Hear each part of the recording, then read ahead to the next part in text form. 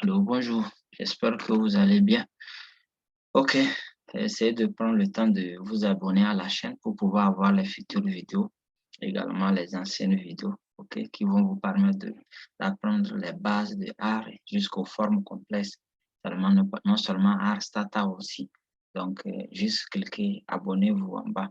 Ok, entre-temps, précédemment, on a parlé du test de multicolorité utilisant VIF et Peer Correlation Test. Nous voulons maintenant apprendre comment faire le test d'hétérocidacité ou bien d'homocidacité. Qu'est-ce que c'est que hétérocidacité ou homocidacité? Ok? Hétérocidacité, ça voudrait dire l'inégalité des variances. Et maintenant, homocidacité voudrait dire égalité des variances dans les données. Par exemple, quand nous avons égalité des variances dans les données, cela voudrait dire que c'est bon. Quand on a inégalité des variances, c'est là où il y a un problème. Ça peut nous causer des problèmes quand on va obtenir des résultats. Donc, c'est pourquoi on fait ce test pour pouvoir voir ce qui se passe en réalité avant de pouvoir continuer. Donc, ici, nous allons utiliser Bresch-Pagan test d'hétérocétacité. Il y a d'autres tests comme white test et wall test, mais ici, nous allons apprendre à exécuter hétérocétacité Bresch-Pagan test.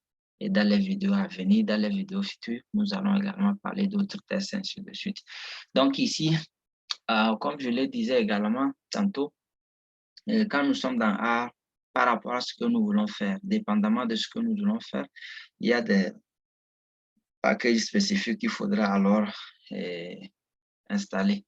Ici, par exemple, le package qui va nous aider de pouvoir faire le test de Bresch-Pagan test, c'est le package qui s'appelle LM test. Donc, on va essayer de l'installer. Si vous ne l'avez pas, donc manuellement, vous pouvez procéder comme ça et l'installer, LM test. Ok, moi je l'ai déjà. Je ne vais pas exécuter. Vous pouvez exécuter. Maintenant, après l'avoir installé, par exemple, il faut l'appeler library LM test again.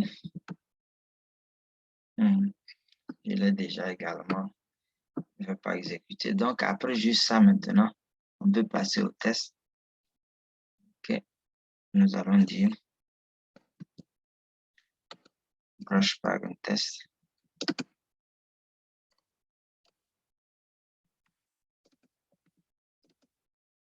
Pour hétérocétacité.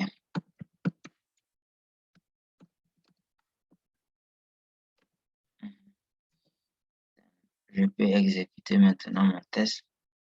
OK. On va dire par exemple, rappeler l'hypothèse nulle ici. L'hypothèse nulle ici, c'est homocédacité. C'est-à-dire qu'il y a égalité de variance.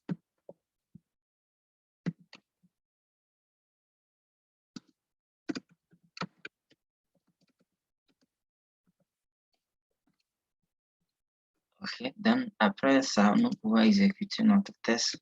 Ça s'écrit BP test comme ça. Et maintenant, ici, c'est un test post-test. C'est-à-dire qu'il faudrait exécuter un modèle avant de le faire. Et précédemment, on avait exécuté des modèles comme l'audit.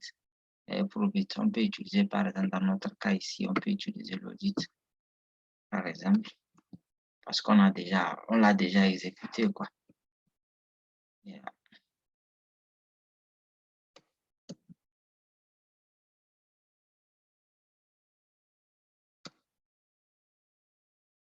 Donc, je mets le juste là-bas et on va exécuter. OK, le résultat est arrivé. Donc, le résultat est arrivé maintenant. On va interpréter. Bon, dans les vidéos précédentes, j'avais parlé de l'importance de connaître comment l'interprétation se fait par rapport à p-value. Ici, par p-value, par exemple, à comment? C'est égal à 2,02 fois 10 puissance moins 8. C'est vraiment inférieur à 5%. Donc, on fait quoi? On va rejeter l'hypothèse nulle. Donc, en rejetant l'hypothèse nulle, on va dire alors qu'il n'y a pas homocédacité. Et quand il n'y a pas homocédacité, alors il y a hétérocédacité. Le problème, donc, il y a problème d'hétérocédacité.